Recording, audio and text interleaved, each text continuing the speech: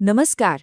आज बात करते हैं एक ऐसे डिजिटल जाल की जिसमें बहुत से लोग अनजाने में ही फंस जाते हैं।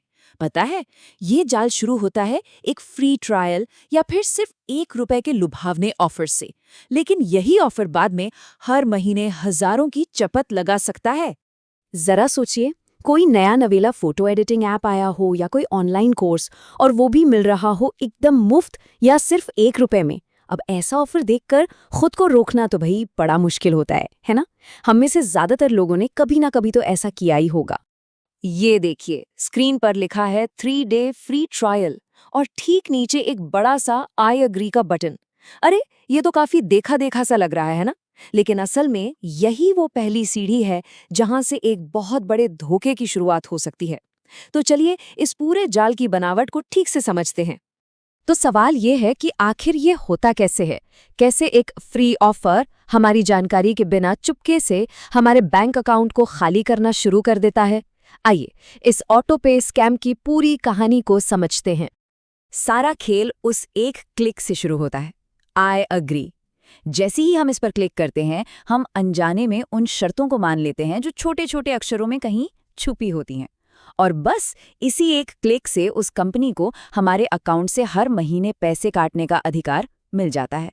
इसी चीज को कहते हैं रेकरिंग पेमेंट मैंडेट। और ये सिर्फ कोई कही सुनी बात नहीं है, ये असल में लोगों के साथ हो रहा है। एक मामला देखिए, किसी ने 3 दिन के फ्री ट्रायल के लिए एक फोटो ऐप डाउनलोड किया और नतीजा, उनके अकाउंट से हर महीने ₹899 कटने लगे।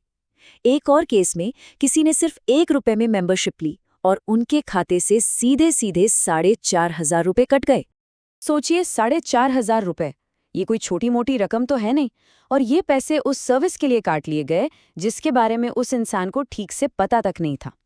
इससे ये साफ पता चलता है कि ये स्कैम कितना सीरियस हो सकता है और कोई भी इसका शिकार बन सकता है। अब देखिए, ज्यादातर लोगों को क्या लगता है कि अगर वो अपने फोन से उस ऐप को डिलीट कर देंगे तो पैसे कटना बंद हो जाएंगे। लेकिन सच कहूं तो ये सबसे बड़ी गलतफहमी है। तो फिर सवाल ये है कि इसका असली समाधान है क्या? साइबर एक्सपर्ट मुकेश चौधरी इस बात को बिल्कुल साफ करते हैं।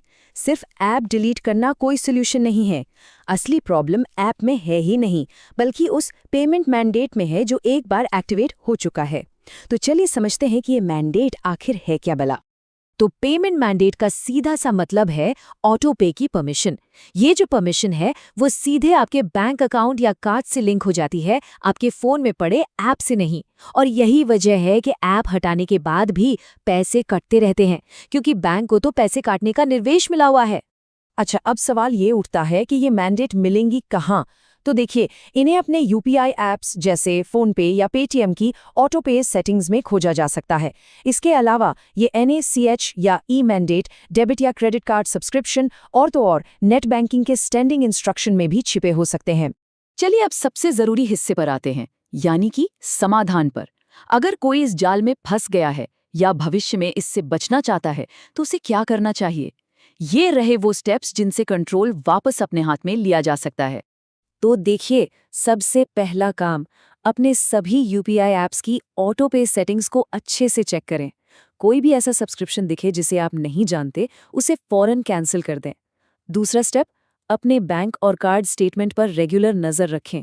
तीसरा, अगर फ्रॉड हुआ है तो बिना देर किए हेल्पलाइन नंबर 1930 पर कॉल करें या cybercrime.gov.in पर शिकायत दर्ज करें। और अगर कुछ भी काम न करे तो आखिरी उपाय है कि उस कार्ड को ही ब्लॉक करवा दें जिससे पैसे कट रहे हैं। ये नंबर बहुत काम का है, इसे याद रखना या कहीं सेव कर लेना चाहिए। 1930 ये नेशनल साइबर हेल्पलाइन है जो किसी भी तरह के ऑनलाइन फाइनेंशियल फ्रॉड की सिचुएशन में मदद के लिए है। ये जानकारी बहुत कीमती है। तो अब जब इस फ्री ट्रायल के पूरे जाल के बारे में पता चल गया है, तो अगली बार आई अग्री पर क्लिक करने से पहले क्या एक पल रुककर सोचा जाएगा? हमेशा याद रखिए, वो एक क्लिक हजारों रुपए बचा भी सकता है और कटवा भी सकता है।